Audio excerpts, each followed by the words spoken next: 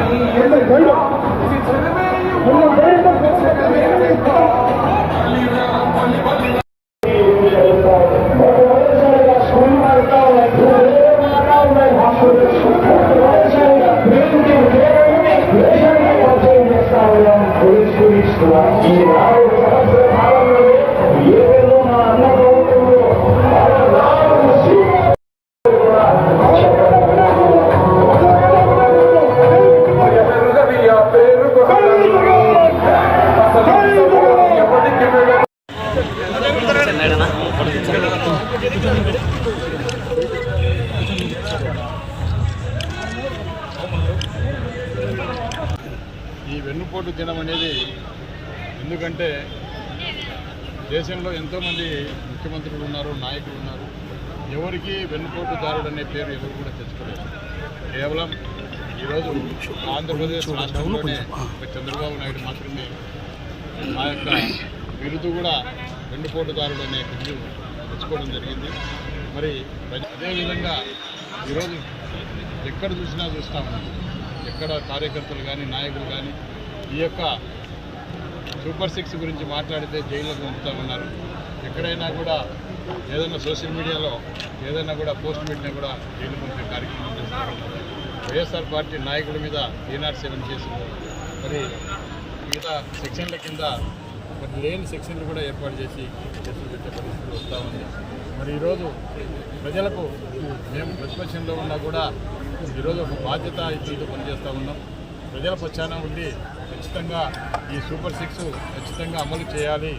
మీరు ఏదైతే హామీలు ఇచ్చినారో ఎన్నికల టైంలో అవన్నీ కూడా అమలు చేయాలనే ఉద్దేశంతో ఈరోజు మా యొక్క పార్టీ ఇచ్చిన పిలుపు మేరకు అన్ని నియోజకవర్గాల్లో కూడా ఈ కార్యక్రమం చేస్తూ ఉన్నాం. ఈరోజు అమ్మఒడి అయితేనేమి, అదేవిధంగా మీరు 20 లక్షల మంది నిరుద్యోగాలకు ఉపాధి కల్పిస్తామని ఈరోజు వరకు కూడా కేవలం ఒక్క ఉద్యోగం కూడా ఇచ్చిన పరిస్థితి లేదు.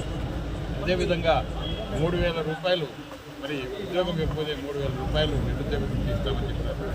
అదేవిధంగా 18 సంవత్సరాలు దాటిన మహిళలందరికీ కూడా నెలకు 1,500 రూపాయల లెక్క ఇవ్వడం జరుగుతుందని చెప్పినారు.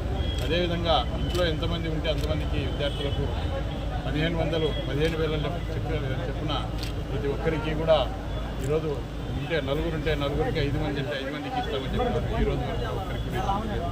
అదేవిధంగా ఉచిత బస్సు అన్నారు. ఈ విధంగా ఏది కూడా అమలు చేయకుండా కాలయాపన చేస్తూ ప్రజలను మోసం చేస్తూ మరి ఈ సంవత్సరాల కాలంలో కేవలం ఒక విధ్వంసకర పరిపాలన చేయడం జరుగుతూ ఉంది. ఈరోజు ఈ పార్టీ నాయకులు మళ్ళీ సిగ్గు లేకుండా మాట్లాడుతూ ఉన్నారు. గతంలో 14 లక్షల కోట్లు అప్పు అయిందని చెప్పి ఈరోజు కేంద్ర ప్రభుత్వమే దాదాపు 6,46,000 కోట్లు ఈ ప్రభుత్వం, గత ప్రభుత్వము ఈ ప్రభుత్వం కలిపి 6,46,000 కోట్లు మాత్రమే అప్పు ఉందని చెప్పి కూడా కేంద్ర ప్రభుత్వమే ఇవ్వడం జరిగింది. ఈరోజు మళ్ళీ ప్రజలను మోసం చేసిన దానికి మా మీద నిందలు వేయడం జరుగుతూ ఉంది. కాబట్టి ప్రజలకు ఇవన్నీ కూడా వివరించడం జరిగింది. మరి రాబోయే కాలంలో ఈ యొక్క ఏదైతే మరి సూపర్ 6 పథకాలు అమలు కాకపోతే ఖచ్చితంగా ప్రజల తరఫున ఖచ్చితంగా మేము అండగా ఉంది. అదేవిధంగా పెంచిన విద్యుత్ ఛార్జీలకు కానీ మరి ఏదైనా కూడా ప్రభుత్వం ఏది చేసినా కూడా ఏదైనా వాళ్ళకి ప్రజలకు వ్యతిరేకంగా ఏ నిర్ణయం తీసుకున్నా ఖచ్చితంగా ప్రజల తరఫున ఉంటాం, ఖచ్చితంగా ప్రజల తరఫున పోరాడతాం. మరి జగన్మోహన్ రెడ్డి గారు కూడా ఈ రాష్ట్రంలో ప్రతి పేదవారికి గతంలో 5 సంవత్సరాల కాలంలో అండగా ఉండి కులం కానీ, మతం కానీ, ప్రాంతం కానీ, పార్టీ కానీ తేడా లేకుండా అందరికీ అన్ని పథకాలు కూడా ఇచ్చినారు. మరి